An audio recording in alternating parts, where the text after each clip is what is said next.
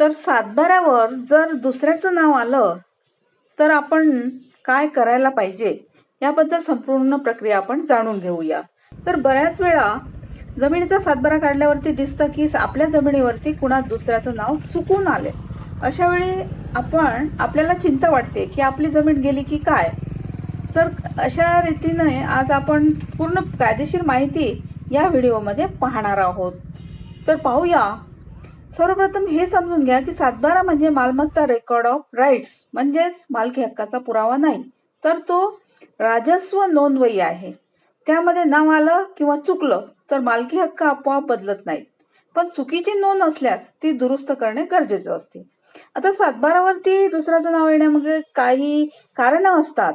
प्रामुख्याने नोंदणी कार्यालयाकडून चुकीची एंट्री झाली असते, तर वारसा हक्क नोंदणी करताना झालेली चूक, जमीन खरेदी विक्रीची चुकीच्या अहवालामुळे सुद्धा निर्माण होते. आता सर्वे नंबरचा गोंधळ, त्या कॉम्प्युटराइज नोंदणी जी असते त्यामध्ये त्रुटी, यामध्ये सुद्धा त्या ठिकाणी महत्वाच्या ठरतात आणि यामुळे ह्या समस्या निर्माण होतात. आता यामध्ये पाऊल काय उचलायचं, तर संबंधित तलाठी कार्यालयात महसूल विभागात लेखी अर्ज द्या आणि योग्य ते पुरावे त्यांना त्या ठिकाणी द्या.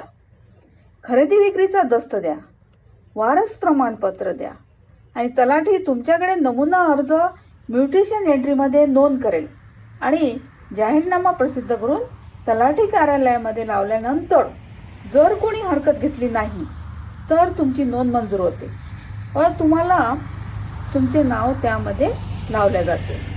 जर त्यावर हरकत आली तर सदर प्रकरणाची मंडल अधिकारी, सर्कल ऑफिसर यांच्याकडे, तहसीलदारांकडे सुनावणी होते आणि सुनावणीच्या निर्णयानंतर दुरुस्ती केली जाते.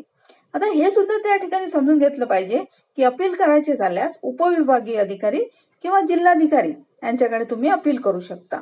गंभीर प्रकरणांमध्ये सिव्हिल कोर्टात सुद्धा या ठिकाणी राईट्स आहेत. सिव्हिल कोर्टाला तुम्ही दावा दाखल करू शकता. आता सातबारावरती दुसऱ्याचं नाव आलं म्हणजे जमीन गेली असे नाही, फक्त योग्य ती कागदपत्रे थोडी काळजी घेतली तर नोंद सहजरित्या दुरुस्त करता येऊ शकते.